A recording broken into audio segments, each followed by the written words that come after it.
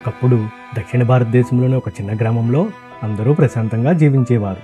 పక్షులు గోళ్లలో తిరిగేవి, పిల్లలు నవ్వుతూ ఆడుకునేవారు. ఆ గ్రామంలో ఆనందం నిండిపోయి ఉండేది. ఒకరోజు ఆకాశంలో పెద్ద విమానం గీతలు వదులుతూ వెళ్ళింది. గ్రామస్తులు ఆశ్చర్యంతో పైకి చూశారు, ఎందుకంటే వాళ్లకు ఆకాశంలో విమానం చూడటం ఒక పండగలా అనిపించింది. ఆ విమానం వచ్చిన రోజు గ్రామానికి ఒక తెల్లవాడు వచ్చాడు. అతడు తనను మైకేల్ అని పరిచయం చేసుకున్నాడు. అతనిది అమెరికా అని చెప్పాడు. అతని నవ్వు చల్లగా, కళ్ళల్లో ఏదో దాగి రహస్యం ఉన్నట్టు అనిపించింది. మైకేల్ తెలుగు కొద్దిగా మాట్లాడడానికి ప్రయత్నించాడు. నమస్తే, నేను అమెరికా నుంచి వచ్చాను. పెద్దవాళ్ళు అతన్ని ఆశ్చర్యంగా చూశారు. అమెరికా భూతం వచ్చిందంట అని చిన్నపిల్లలు చర్చించుకున్నారు. మైకేల్ గ్రామం చివర ఉన్న పాత పాడైన ఇల్లు అద్దెకి తీసుకున్నాడు. ఆ ఇల్లు చాలా సంవత్సరాలుగా ఖాళీగా ఉంది.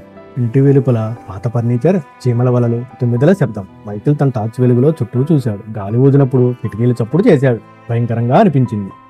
మధ్యరాత్రి ఆ ఇంట్లో వింత శబ్దాలు వినిపించాయి. కిటికీలు మూసి ఉన్నా గాలి ఊదుతున్నట్టు, ఎవరో గదిలో తిరుగుతున్నట్లు అనిపించింది. మైకేల్ భయపడి తన చేతిలో ఉన్న క్రాష్ బిగించి పట్టుకున్నాడు. ఇక్కడ ఎవరూ లేరు, ఇది నా భ్రాంతేనా అని తనలో తాను మాట్లాడుకున్నాడు. మైకేల్ వెనుక ఒక తెల్లటి వెలుగులో ఒక ఆకారం ప్రత్యక్షమైంది. తెల్లని దుస్తుల్లో సాపి చిరునవ్వుతో ఉన్న భారతీయ వ్యక్తి. భూతం మృదువైన స్వరంతో చెప్పింది, భయపడకు మైకేల్, నేను చెడు కాదు, నేను ఈ ఇంటి పాత యజమాని. మైకేల్ ఆశ్చర్యంతో నిశ్శబ్దంగా నిలిచిపోయాడు. ఆ క్షణంలో భూతం మాటలు విన్నాక అతని భయం తగ్గి ఆసక్తి పెరిగింది. నువ్వు నిజంగా భూతమేనా అని మళ్ళీ అడిగాడు. భూతం నెమ్మదిగా తన గతాన్ని చెప్పింది. ఒకప్పుడు ఈ ఇంట్లో కుటుంబంతో కలిసి సంతోషంగా జీవించేవాడిని. ఒక ప్రమాదంలో ప్రాణాలు కోల్పోయి ఇక్కడే ఆత్మగా మిగిలిపోయాను. మైకేల్ భూతం కథ విని దయతో నిండిపోయాడు. ఇద్దరూ ఒకరినొకరు స్నేహితుల్లా భావించారు. ఒక అమెరికా మనిషి, ఒక భూతం. పెద్ద స్నేహం మొదలయ్యింది. మైకేల్ తన అమెరికా జీవితం గురించి చెప్పాడు. భూతం గ్రామ జ్ఞాపకాలు చెప్పాడు. రాత్రంతా వాళ్ళ నవ్వులు, రెండు సంస్కృతులు ఒక చోట కలిశాయి. మరుసటి ఉదయం భూతం మైకేల్కు గ్రామం చూపించింది. పచ్చని పొలాలు, నది, పాత దేవాలయం. మైకేల్ మంత్రముగ్ధుడయ్యాడు.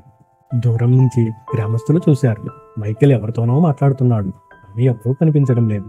విదేశీ భూతం అతను పట్టేసిందేమో అని భయపడ్డారు. అమెరికా భూతం నిజంగా వచ్చింది అని భయపడిన గ్రామస్తులు కర్రలు, కాగడాలు పట్టుకుని రాత్రివేళ ఆ ఇంటి వైపుకు బయలుదేరారు. గ్రామస్తులు ఇంటిలోకి చొరబడగానే మైకేల్ మరియు భూతం ఎదురుగా నిలబడ్డారు. ఆ వెలుగు, ఆ మౌనం ఒక్కసారిగా అందరూ స్తంభించిపోయారు.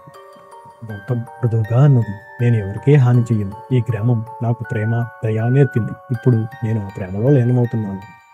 ఆ మాటలు విన్న గ్రామస్తుల హృదయాలు కరిగిపోయాయి. వారు కర్రలు వదిలి నమస్కరించారు. భయం మాయమై కరుణ చోటు తప్పింది. భూతం చిరునవ్వుతో మైకేల్ని చూసి, ధన్యవాదాలు మిత్రమా అని చెప్పి బంగారు వెలుగులో కలిసి ఆకాశంలోకి వెళ్ళిపోయాడు. మైకేల్ ఆకాశం వైపు చూసి, భూతం కనపడకపోయినా దాని స్నేహం అతని మనసులో ఎప్పటికీ శాశ్వతంగా నిలిచిపోయేలా ఉన్నాడు. గ్రామస్తులు ఇప్పుడు మైకేల్ను తమ మనిషిగా భావించారు. పండగల్లో, ఉత్సవాల్లో అతను గౌరవంగా, ప్రేమగా ఆహ్వానించారు. మైకేల్ పిల్లలకు ప్రేమ, దయ, భయం మీద విజయం గురించి చెప్పాడు. భయం మనసులోనే ఉంటుంది, ప్రేమతో చూస్తే ఎవరూ భయపెట్టరు అని బోధించాడు. సాయంత్రం సూర్యాస్తమయ కాంతిలో గ్రామం మెరిసింది. మేఘాల్లో ఒక చిరునవ్వు కనిపించింది. అది భూతంది. ప్రేమ ఎప్పుడు భయాన్ని గెలుస్తుంది. ఇలాంటి మరిన్ని వీడియోస్ కోసం please like and subscribe my channel.